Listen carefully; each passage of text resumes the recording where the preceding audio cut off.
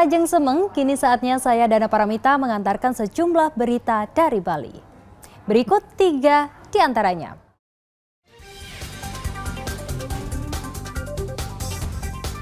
Banjirop kembali menerjang permukiman warga di pesisir pantai Candi Kusuma, Kecamatan Melaya, Jembrana.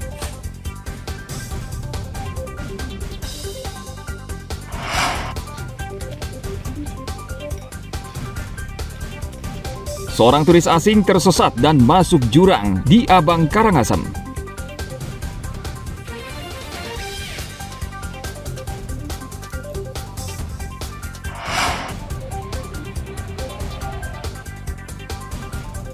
Ribu peserta dari 39 negara mengikuti kejuaraan taekwondo dunia di Badung.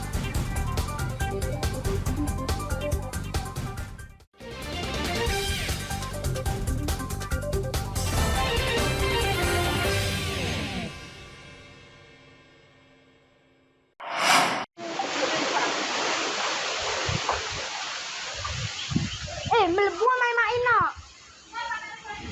Banjirop kembali menerjang permukiman warga di pesisir pantai Candi Kusuma, Kecamatan Melaya, Jembrana. Akibatnya halaman rumah warga terendam air laut. Untuk mengantisipasi agar air tidak masuk ke dalam rumah, warga mulai membuat penahan air. Sejak Kamis malam hingga akhir pekan lalu, air laut pasang dan banjirop menerjang permukiman di pesisir pantai Candi Kusuma. Menurut salah satu warga, Mifbah, ia beruntung air tidak sampai masuk ke dalam rumah. Itu airnya sampai seberapa, Mas? Tinggi, kalau ombaknya itu tinggi. Berapa kakak kira-kira ini dampaknya ini? Lumayan banyak ya? Lumayan banyak. Banyak ya? Sekitar ya kalau sampai ujung timur atau ujung barat kurang lebih 50-an lah. 50-an. Ya. Tapi ada banyak. Ada rasa takut nggak, Bang? Ya rasa takut sih punya. Ya kadang gimana lagi ya, sudah kebiasaan hidup di pinggir pantai. Ya gimana kan lagi.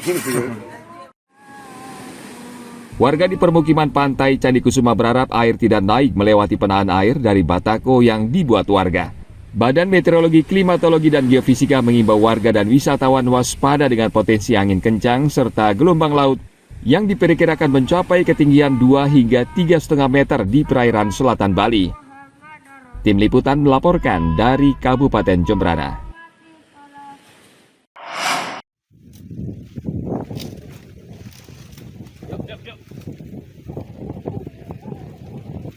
Dengan susah payah, tim SAR gabungan akhirnya berhasil menyelamatkan Daponte Albiro yang jatuh ke dalam jurang di kawasan perbukitan curam, Desa Purwakerti, Kecamatan Abang Karangasem. Sejak Jumat 14 Februari silam, keluarga kebingungan karena pria berusia 53 tahun ini belum juga pulang ke penginapan. Terakhir ia berpamitan untuk berjalan-jalan di perbukitan yang tidak jauh dari penginapannya. Akhirnya keluarga melaporkan ke aparat keamanan. Esok harinya Sabtu, tim SAR berhasil menemukan turis Prancis tersebut dalam keadaan sehat tanpa cedera. Di aliran sungai, target terpleset kurang lebih 12 meter. Kemudian tim SAR gabungan melaksanakan evakuasi dengan menurunkan 1 orang rescuer dengan teknik lowering untuk menjangkau target di bawah. Kemudian target berhasil dievakuasi naik menggunakan teknik lifting sampai atas. Target dicek kondisinya masih stabil dan masih bisa untuk berjalan. Kita evakuasi, kita sampai bawah di parkiran Desa Amed. Kemudian target dicek dari Puskesmas 2 Abang, dari tim medisnya. Kondisi korban sangat kondusif. Kemudian korban diantar menuju tempat menginapnya di BBQ Amed. Namun proses evakuasi tidak mudah. Tim SAR harus menggunakan teknik lowering dan lifting. Tim SAR harus bersabar menarik korban di antara jurang dan tebing curam. Korban kemudian diantar ke penginapannya untuk bertemu kembali dengan keluarganya. Nasib Daponte Albiro termasuk beruntung karena banyak wisatawan yang hilang dan ditemukan dalam kondisi tidak bernyawa ketika mendaki atau trekking di kawasan hutan Bali. Tim Liputan melaporkan dari Kabupaten Karangasem.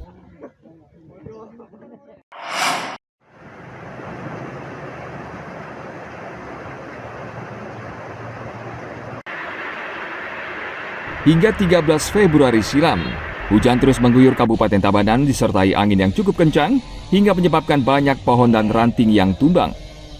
Petugas Badan Penanggulangan Bencana Daerah atau BPBD Kabupaten Tabanan, polisi dan warga bahu-membahu membersihkan jalan untuk memperlancar arus lalu lintas. Menurut Kepala Badan Penanggulangan Bencana Daerah Tabanan, Inyoman Sri Nadagiri, saat ini kondisi cuaca mulai mereda dan tidak ada bencana. Petugas BPBD fokus penanganan dampak bencana alam di 13 lokasi di Kabupaten Tabanan. Untuk kejadian dan keadaan cuaca juga sudah mulai mereda, sehingga